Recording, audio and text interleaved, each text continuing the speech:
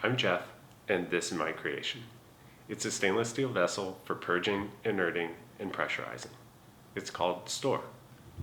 I designed it in order to keep roasted coffee beans and cannabis fresh and readily accessible.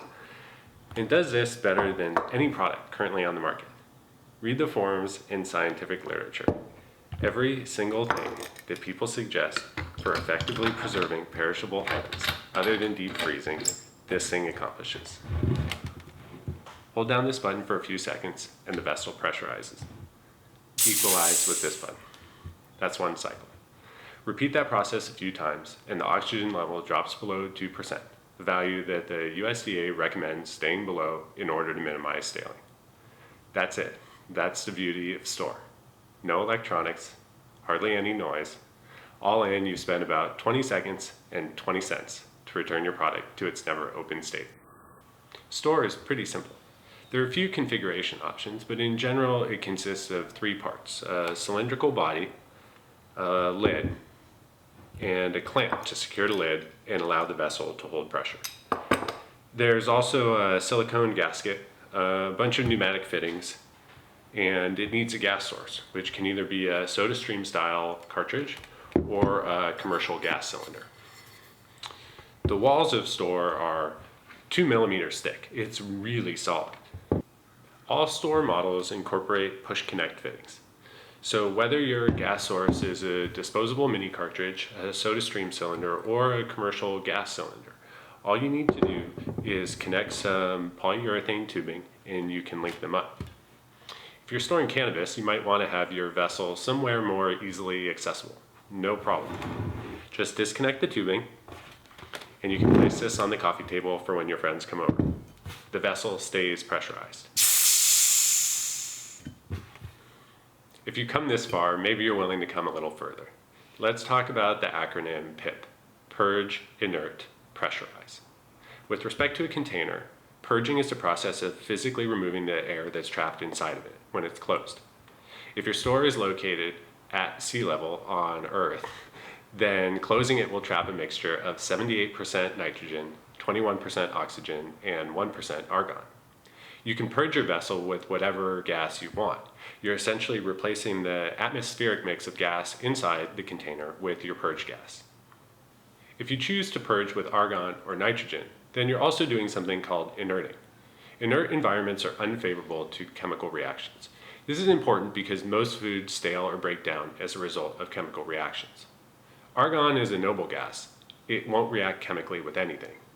It's the darling of the wine world. You've probably seen these before. They're expensive though, and they don't hold a lot of gas. It's a low pressure storage device, not like a high pressure compressed gas cylinder like these. Nitrogen isn't a noble gas, but for all intents and purposes, it acts like one, and it's way cheaper.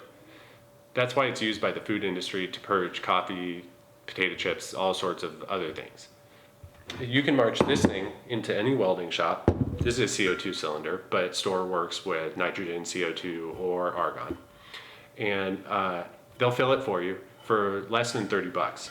So earlier when I said that the cost of opening your store and then returning your product to its never open state would cost about 20 cents, well, with a commercial cylinder of this size, the cost to re-preserve your items goes down to 5 cents or less. So it's really economical. If you work in a commercial environment, this would definitely be the way to go. I mentioned CO2 a second ago. It's not a noble gas, and it's not totally unreactive. In the absence of water, though, it is generally unreactive.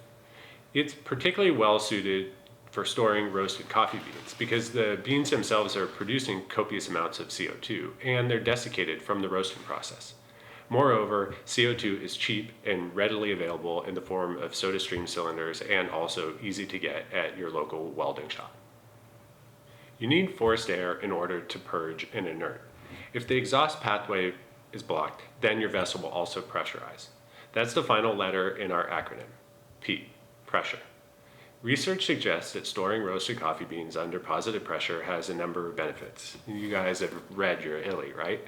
And so the beans have lipids and volatile organic compounds in them, and those things are prone to oxidation. So storing your beans under positive pressure means more of those things stay within the bean cellular structure. This is important because every time you open your vessel, there is a small amount of atmospheric oxygen that comes in contact with the beans before you purge it and seal it up again. And so if those things stay within the matrix of the bean, they're less available to atmospheric oxygen. Also, when you go to grind the beans, then those lipids are more evenly distributed throughout the grounds, and so you get a more even extraction in your coffee. Last but not least, storing beans under positive pressure is a benefit for maintaining the bean's ability to form a crema. So if you're an espresso lover, right, then you know that one of the indicators of your beans going stale is the fact that they lose their ability to produce a crema.